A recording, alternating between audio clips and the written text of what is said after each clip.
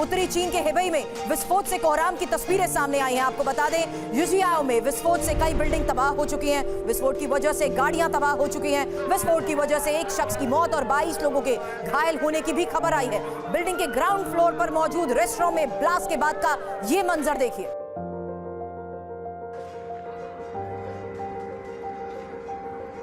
चीन में विस्फोट से मचे कोहराम की ये खौफनाक तस्वीरें सामने आई, जहां देखिए किस तरीके से लगातार हो रही आगजनी के बाद चीख पुकार मच गई। हेबेई के युजियाओ में विस्फोट को लेकर यह खबर आई।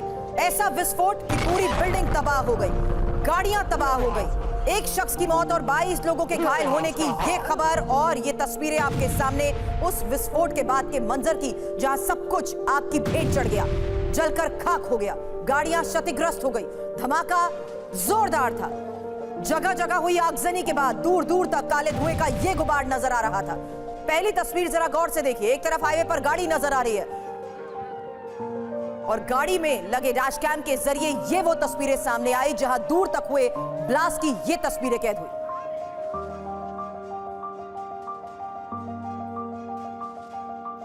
इजराइल का ईस्ट लेबनान पर विध्वंसक हमला, एक और बड़ी खबर है। आईडीएफ के हमले में हिजबुल्लाह के कई कमांड सेंटर तबाह हो गए हैं।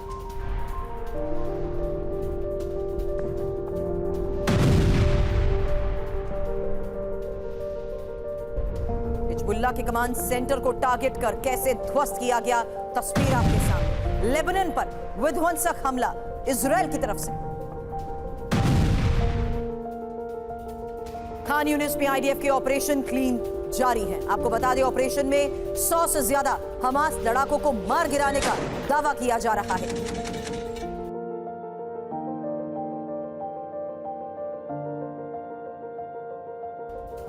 हिजबुल्लाह का आईडीएफ बेस रोश हानिकरा पर हमला। हिजबुल्लाह ने वीडियो जारी कर बड़े दावे किए। हिजबुल्लाह का बुरकान मिसाइल से बेस पर हमला, उसकी तस्वीर देखिए।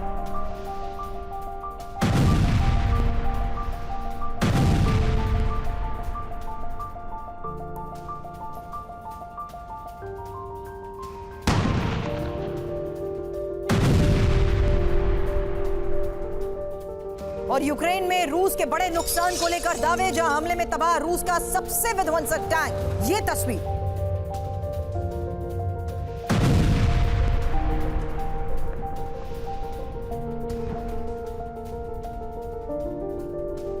रूस के इस टैंक को टारगेट किया गया, हमले में पूरी तरह तबाह।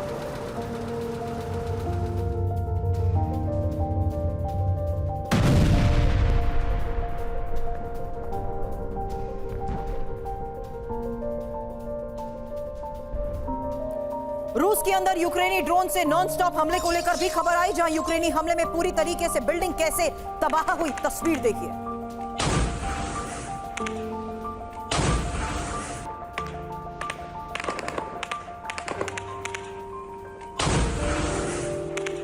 रूस के अंदर यूक्रेन कैसे ड्रोन से नॉनस्टॉप अटैक कर रहा है, एक ये तस्वीर सामने आई है। यूक्रेनी हमले में बिल्डिंग तबाह हो गई। एक नहीं बल्कि नॉनस्टॉप कई बड़े हमले ड्रोन के जरिए अंजाम दिए जा रहे हैं।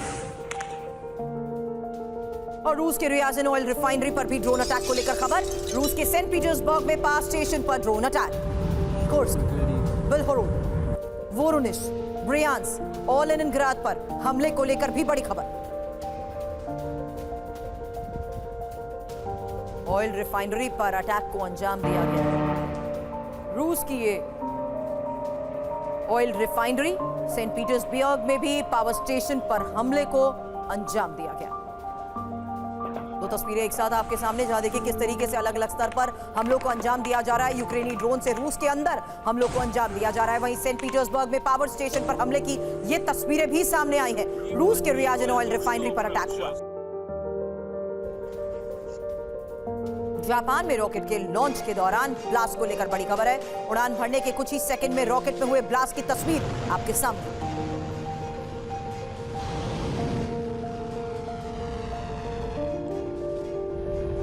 उड़ान भरते ही कुछ सेकंड में रॉकेट के रोज के टुकड़े टुकड़े हो गए। आपको बता दें, टोक्यो स्टार्टअप स्पेस 1 ने इसे लॉन्च किया था। जापान में प्राइवेट कंपनी का यह पहला रॉकेट लॉन्च, जो उड़ान भरते ही चंद सेकंड में ब्लास्ट हुआ।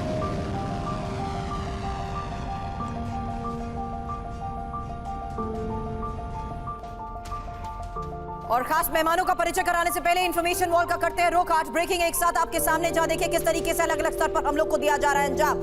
बड़ी खबरें आपके सामने होंगी, जहां देखिए वीडियो जारी कर बड़े दावे किए जा रहे हैं। हालांकि इस बीच आपको बता दें, इन तमाम बड़ी खबरों पर एनालिसिस के लिए इस वक्त डिफेंस एक्सपर्ट के तौर पर group captain retired Vinod Augustine sir हमें ज्वाइन कर चुके हैं, और मेजर जनरल रिटायर्ड के सिन्हा सर डिफेंस एक्सपर्ट के तौर पर हमें ज्वाइन कर चुके हैं, और साथ ही मेरे सहयोगी मनीष झा भी इस वक्त हमारे साथ है, क्योंकि तमाम बड़ी खबरों पर बड़े ऐलान और साथ ही विस्फोटक खुलासे। इस बीच रूस का ऐलान, न्यूक्लियर विध्वंस का पैगाम। ऐसा क्यों कह रहे हैं? क्योंकि न्यूक्लियर हमले के लिए रूस है तैयार। इसी बड़ी खबर पर डिटेल इनपुट अब से थोड़ी देर में आपके सामने। अगर यूक्रेन जंग में अमेरिकी हस्तक्षेप बढ़ा तो रूस कर सकता है न्यूक्लियर हमला, ये बड़ी खबर है। 24 घंटे यूक्रेन जंग में फ्रांस की एंट्री, ऐसा क्यों? और इस हालात को देखते हुए इस सवाल का भी होगा जवाब आपके सामने। हालांकि 24 घंटे में माना यही जा रहा है कि फ्रांस के राष्ट्रपति मैक्रो यूक्रेन जंग में एंट्री का ऐलान कर सकते हैं। 24 घंटे हिजबुल्लाह के 100 रॉकेट हमले। हिजबुल्लाह, हमास ने अब एक साथ इजराइल पर हमलों का प्लान बनाया है। 48 घंटे हुती के 4 बैलिस्टिक हमले, और हुती का रेड सी में अमेरिका पर डायरेक्ट हमला जारी है। वहीं सबसे बड़ी खबर, रूस के हथियारों के गोदाम को कर दिया गया है तबाह। इस धमाके से पूरा स्टोर जमींदोज हो गया। खार्किव में यूक्रेन के ड्रोन अटैक की यह तस्वीर देखिए। रूसी वेपन स्टोर पर सुसाइड ड्रोन से इस हमले को अंजाम दिया गया।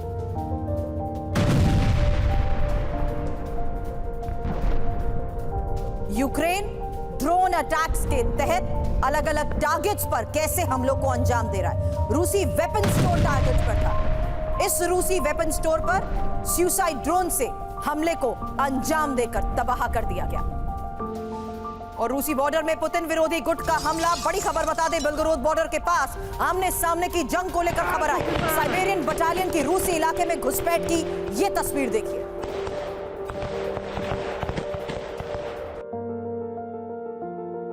रूसी सेना का दावा, घुसपैठ की कोशिश को नाकाम कर।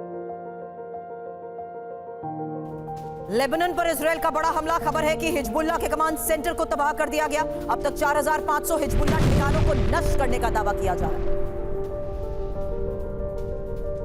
आईडीएफ ने लेबनान पर हमले और तेज कर दिए हैं, और अब दावे 4500 ठिकानों को नष्ट करने के किए जा रहे हैं।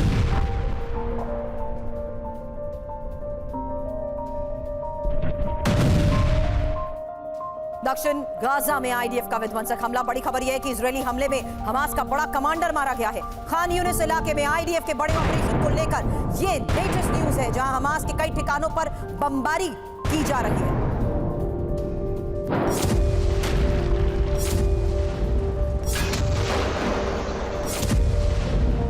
ब्रेकिंग एक साथ आपके सामने, जहां देखिए किस तरीके से अलग अलग ठिकानों पर हमलों को अंजाम दिया जा रहा है, और ये बड़ी तस्वीरें और खबर सामने आई है। रूस के हथियारों के गोदाम को तबाह कर दिया गया। रूसी बॉर्डर पर किस तरीके से अलग अलग जगहों पर आमने सामने की जंग हो रही है। बेलगोरोद बॉर्डर पर ये तस्वीरें सामने आई। वहीं हिजबुल्लाह के कमांड सेंटर को भी तबाह कर दिया गया है। इन दोनों वॉर फ्रंट पर दत्ता सर एक रिएक्शन आपसे चाहूंगी, क्योंकि काउंटर अटैक्स, और जनरल सिन्हा आपसे एक रिस्पॉन्स चाहूंगी, क्योंकि अटैक काउंटर अटैक के तहत अब तस्वीरें जारी कर बड़े दावे किए जा रहे हैं। सुरभि, जय हिंद। देखिए, 2 साल से एक अगला महीना ही चल रहा है, जो इतने 25 महीनों की लड़ाई के दौरान अभी तो जो विलियम बर्न्स हैं, जो सीआई के हैं डायरेक्टली, वो कहते हैं कि तकरीबन अगले साल तक रशिया के टर्म्स में यूक्रेन अपना समझौता कर लेगा।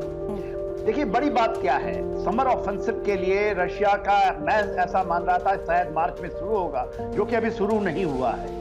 और आप ये देखते हैं जैसे अब्दिव्का में, क्योंकि आपने अभी नाम लिया था सर्बियन बटालियन, सर्बियन बटालियन है, और वो जो रशियन लेजन है, ये दोनों मिल करके जो क्रुसक और बेलग्रोड में, तो जो ये सर्बियन बटालियन था, ये अब्दिव्का में थे, ये लड़ रहे थे, वहां से खाली करके।